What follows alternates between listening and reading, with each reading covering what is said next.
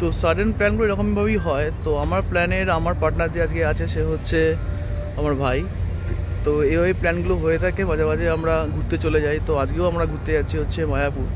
তো সকালবেলা 3:56 যে কৃষ্ণনগর লোকাল যেটা ব্যারাকপুর থেকে ছাড়ে সেটা আমরা মিস করেছি অলরেডি অ্যাজ ইউজুয়াল।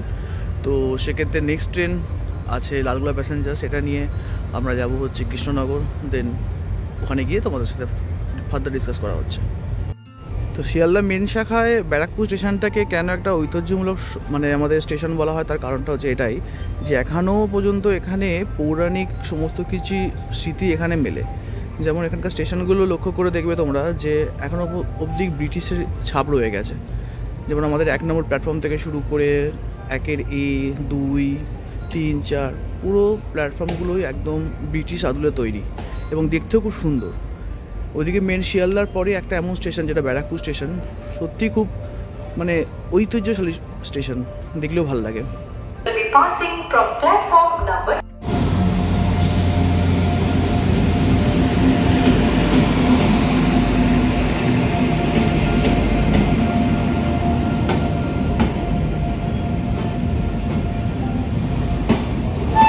সো পরবর্তী 1.5 ঘন্টার জন্য আমাদের সারথি চলে এসেছে এখানে, সেই ঐতিহ্যবাহী ট্রেন শিয়ালদা লালগোলা প্যাসেঞ্জার।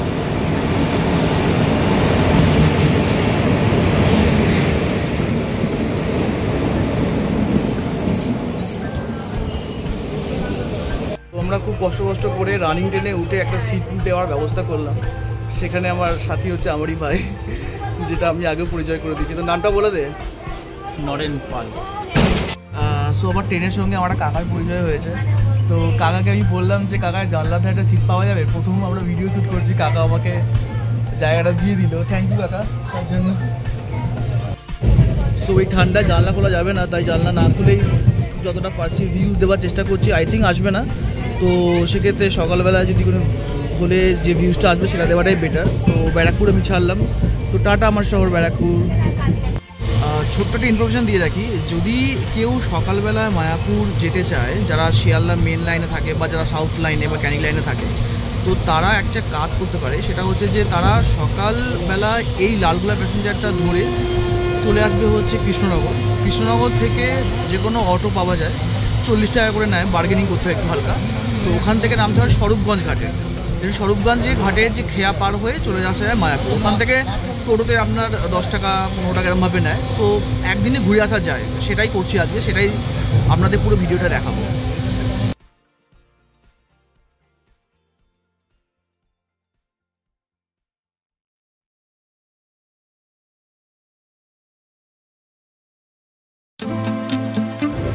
শীতের সকালে এভাবে ট্রেন জার্নি, তার সঙ্গে এই অ্যাকচুয়ালি পেয়ালায় চা, একটা আলাদাই ভাইব লাগে।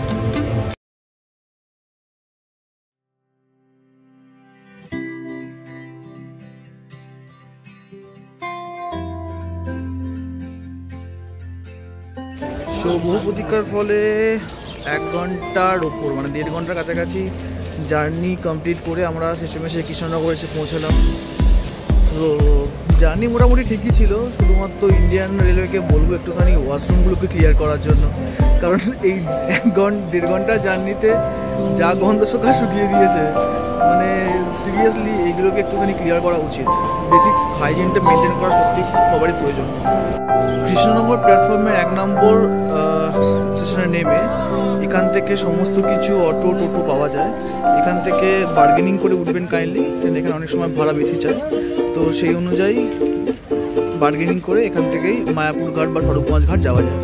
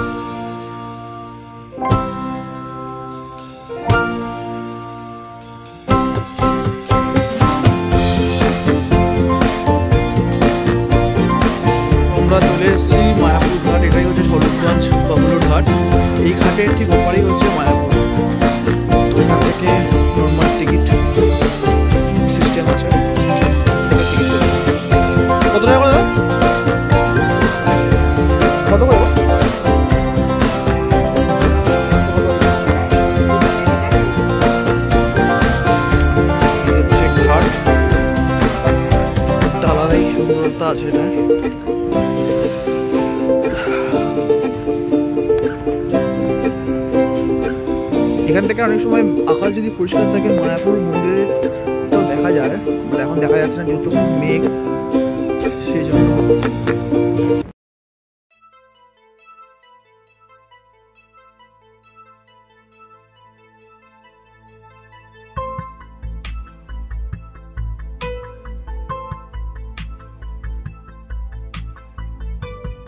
তো আমরা মায়াপুর মন্দিরে প্রাঙ্গণে চলে এসেছি।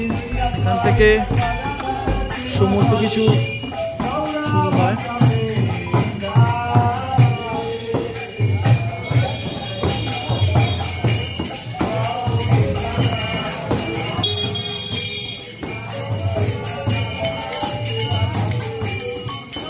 ইস্কন মন্দির যাওয়ার পথে না এরকম ছোট ছোট মন্দির পড়ে, ঠিক আছে? যেমন এটা হচ্ছে হ্যাঁ শ্রী রাধা শ্যামসুন্দর মন্দির, এরকম মন্দির পড়ে প্রত্যেকটা জায়গায়। আমাদের হিন্দু স্থাপত্যর প্রদর্শন আছে।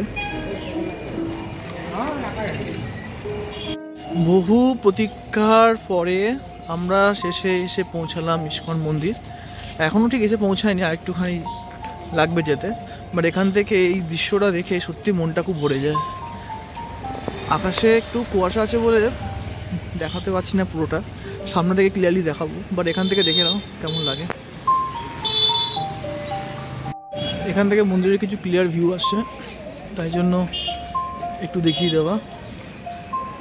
কিছুক্ষণের মধ্যে আমরা জাস্ট ব্রেকফাস্ট কমপ্লিট করে তারপরেই আমরা ভেতরে যাব, গিয়ে ভেতর থেকে মন্দিরটা তোমাদের সবাইকে দেখাবো। সত্যি একটা মায়াবী টান যাইবার, তাই হয়তো বারবার এখানে ফিরে আসা, একটা আলাদাই অনুভূতি লাগে।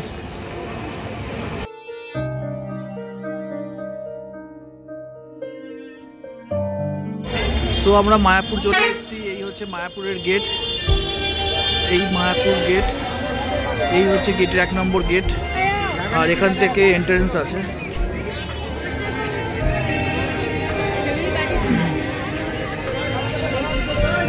এখান থেকে এন্ট্রেন্স, দেখতেও সুন্দর লাগে জিনিসটা। এই হচ্ছে মায়াপুর মন্দির।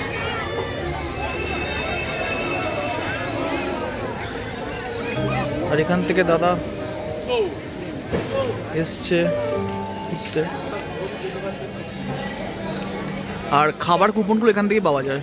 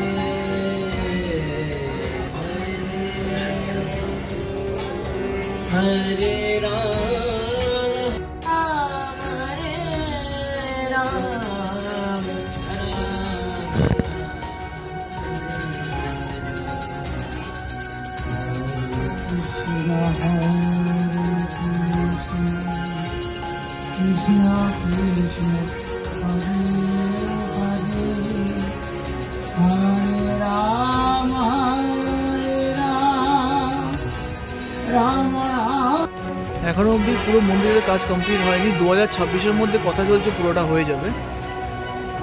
বাইরের দিক থেকে মন্দিরটা এতটাই যদি সুন্দর লাগে, তাহলে ভিতর দিক থেকে আরো কত সুন্দর লাগবে, মানে সেটা ভাবলেও গায়ে কাঁটা লাগে।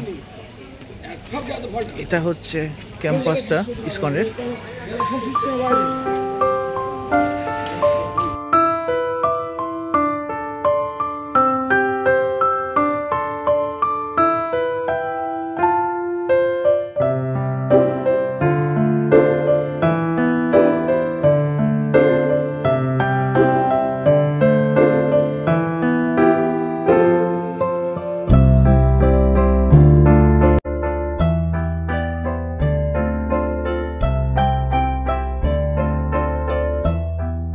এখানে সমস্ত এই ভবন যেগুলো আছে না, এখানে সমস্ত কিছু রুম রেন্টে পাওয়া যায়। যেমন এখানে যদি অ্যাটাচ সমস্ত কিছু বাথরুম নিয়ে, যেমন কিছু কিছু রেন্ট আমি যেটা জিজ্ঞাসা করলাম সেরকম হচ্ছে 2200 টাকা বলছে কেউ, কেউ যদি কমন বাথরুম নেয় তো সেক্ষেত্রে হচ্ছে 600 টাকা পার হেড, তো এইভাবে পাওয়া যায়। তো যদি তোমরা এখানে আসো তো সেক্ষেত্রে একবারে তাদের ওয়েবসাইটে তাদের নাম্বার ডিটেলস দেওয়া থাকে, সেগুলো জেনে আসাটা বেটার।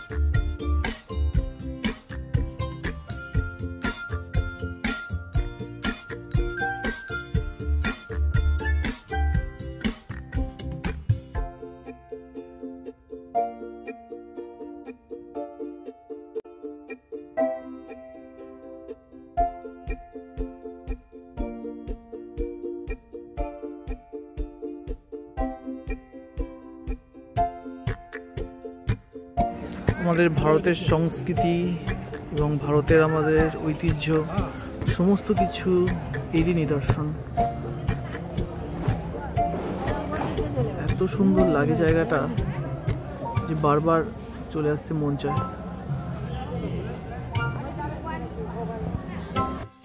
সো আমরা এখন মায়াপুর গোশালায় প্রবেশ করছি। এটা হচ্ছে মায়াপুর গোশালার প্রবেশদ্বার। জায়গাটা ঠিক এতটাই সুন্দর, দেখতে থাকুন।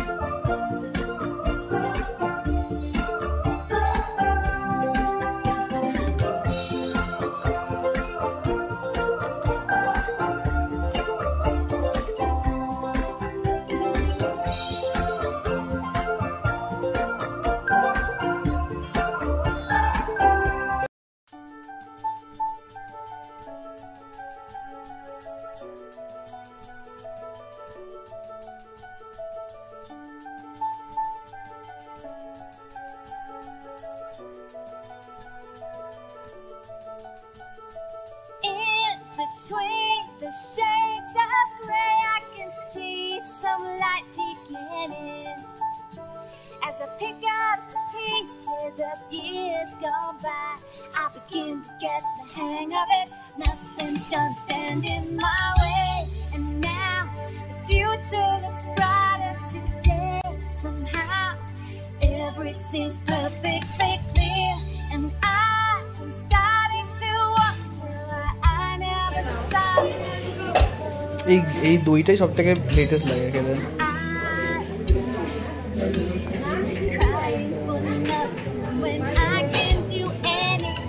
হেভি লাগে খেতে।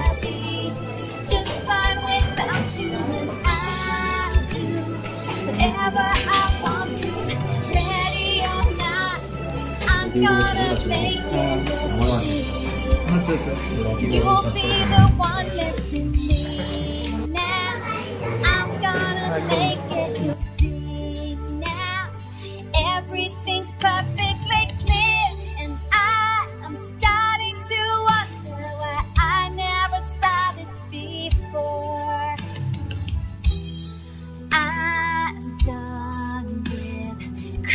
for nothing.